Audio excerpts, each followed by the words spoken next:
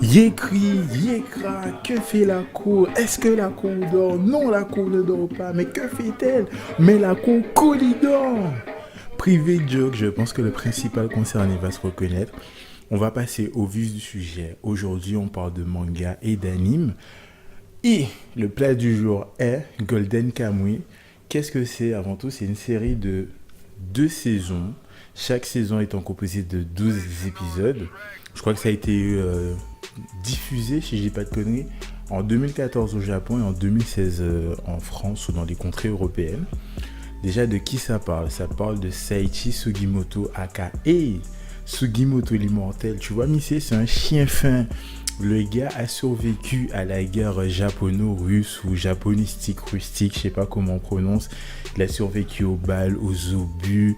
Tu vois, sa vie, c'était son os et il ne l'a pas lâché du tout. Donc, c'est lui qu'on va suivre. Je vais devoir te spoiler un petit peu le premier épisode pour t'expliquer le contexte. Donc, on retrouve ce vétéran de guerre près d'une rivière en train de chercher de l'or. Non, lui, il y a un vieillard alcoolique qui lui dit: mon gars, si tu veux de l'or, j'ai une histoire qui va tellement te rendre riche que tu vas trouver ça indécent. Donc Sugimoto se dit: de toute façon, c'est un vieil alcoolique, peu importe ce qu'il va me raconter, au pire, ça me fera passer le temps.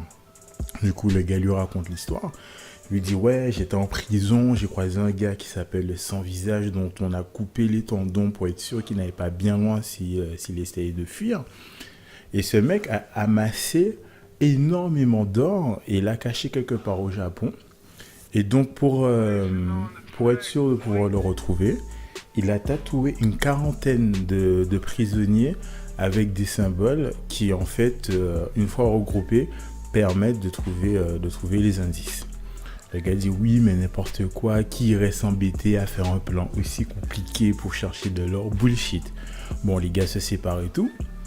Et ensuite, le vieillard qui racontait cette histoire à Sugimoto est revenu et a essayé de le tuer. Donc là, Sugimoto s'est dit: mais en vrai, Missy, c'est de m'enterrer 6 pieds sous terre. C'est qu'en vérité, son histoire n'est pas si folle que ça et ça mérite que je m'y intéresse un peu plus.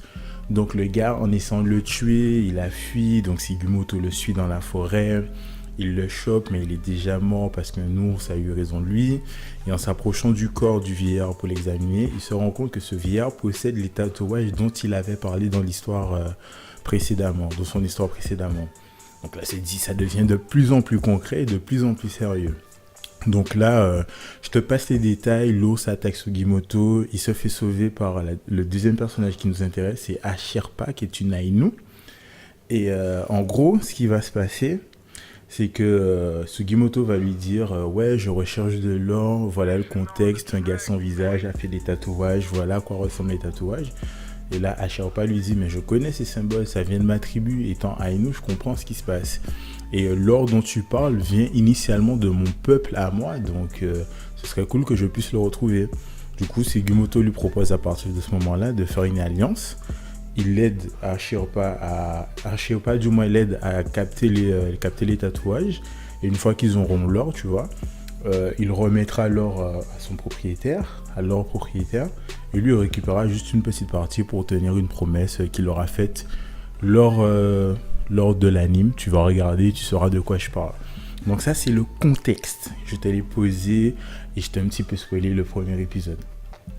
Je vais te dire maintenant pourquoi cet anime est pour moi un très bon anime, puisque j'ai une amie qui me montrait, tu sais, le top 10 des animes de la saison. Ça date quand même d'il y a quelques mois. Et Golden Kamuy était genre 9ème et je pense pas que cette place soit déméritée. Pourquoi? Le premier truc, je t'ai dit que Ashirpa, c'est une Ainu. Eh ben, ce peuple a vraiment existé. Donc déjà, il y a ce côté historique qui est plus ou moins bien travaillé. C'est pas non plus un documentaire, tu vois. Et tu en apprends un peu plus. Et surtout, Sugimoto vient de la ville. Ashirpa vient d'une tribu. Et souvent, il se retrouve dans une hutte où il cuisine et tout. Et tu as des chocs culturels et culinaires. C'est juste marrant parce qu'apparemment, les Ainu mangent cru. Et forcément, les gens qui viennent de la ville font bouillir, font cuire leur viande et tout. Et ces chocs, en fait, souvent qui se passent au niveau de la bouffe, c'est toujours un moment plaisant à voir. C'est super intéressant. Donc déjà, ne serait-ce que pour l'aspect historique et chaleureux, un point pour Golden Kamuy. Ensuite, tu as le folklore des personnages qui sont divers et variés. Donc, tu te doutes bien que ces 12 épisodes, on ne s'est pas attardé tous sur eux. Mais sur l'essentiel, tu as des mini flashbacks, des trucs comme ça. Et ils sont très bien caractérisés. C'est-à-dire qu'il n'y a aucun copier-coller comme tu peux le trouver dans Naruto. Et c'est super intéressant. Parce qu'en fait, moi, c'est mon ressenti. Tu vois, quand tu es jeune, tu penses que tout est blanc et tout est noir. Il y a des gentils, il y a des méchants. Et quand l'anime commence, c'est un peu ça. Tu sais, tu as l'équipe de la Sherpa et de Sugimoto. Tu te dis, eux, ce sont les gentils. Tel team, c'est des méchants. Tel team, c'est des méchants. Et au fil de l'histoire, en fait, tu te rends compte que rien n'est tout noir, rien n'est tout blanc. C'est plutôt nuancé. Et ces gens-là vont se rencontrer. Tu me diras-tu, pour l'argent les a rassemblés. Ce n'est pas sans nous rappeler une métaphore de la vie. Et ils vont se réunir. Donc, ce qui fait que tu as des jeunes, des vieux, des Aïnous, des pas Aïnous, telle personne qui vient d'un autre village, telle personne qui vient d'une autre ville. Il y a tous ces petits chocs culturels, ces chocs de façon de penser qui s'entremêlent et ça crée des situations plutôt intéressantes.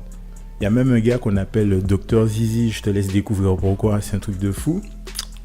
Et quoi d'autre? L'intrigue.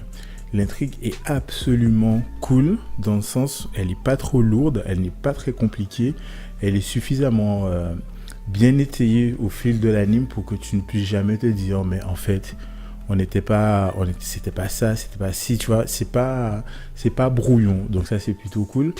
Le seul petit défaut que je lui trouverais, c'est que de temps en temps il tarde en longueur sur des éléments qui me semblent pas nécessaires. Donc ça c'est un point. Un autre point, l'anime possède un brin de folie. En fait, je dis brin de folie, c'est pas vrai. C'est un champ de canne de folie. Et pour étayer mon propos, je vais te parler d'un personnage qui s'appelle le colonel Tsurimi. Si j'ai mal prononcé, je le mettrai dans la vidéo en sous-titre son nom.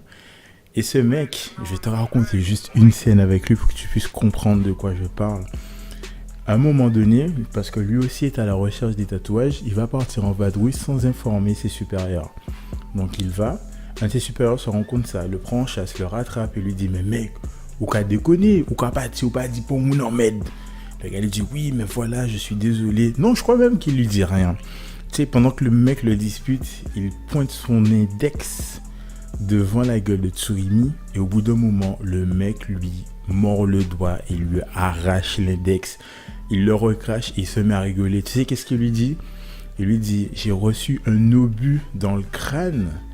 Il est donc normal qu'à de temps en temps, mes gestes m'échappent, ce n'était pas voulu. » Et là, tu te dis « Ok, d'accord.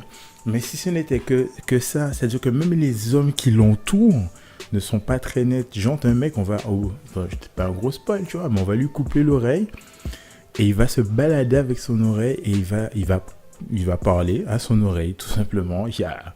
Et dis-toi qu'autour de Tsurimi, il y a des personnages tellement hauts en couleur, je vois pas comment dire ça parce que des fois c'est malaisant, parfois c'est drôle. Et tout ça est présenté sur un ton presque cartoonesque, donc c'est assez spécial à regarder, mais en somme, l'anime est hyper intéressant. Et je ne te cache pas que moi, les deux parties qui m'ont marqué, les deux aspects du moins, c'est la partie historique et la partie choc culturel. Tu passes de très bons moments. Enfin bon, je crois avoir tout dit. J'ai dit l'essentiel. Je te laisse passer une bonne soirée, une bonne journée, que sais-je, une bonne après-midi si tu es au Japon. Je te dis à la prochaine fois et d'ici là, porte-toi bien. Allez, fais pas cette tête, c'est pas si bizarre ce que je viens de te raconter. Like, commente, partage et invite d'autres personnes à s'abonner.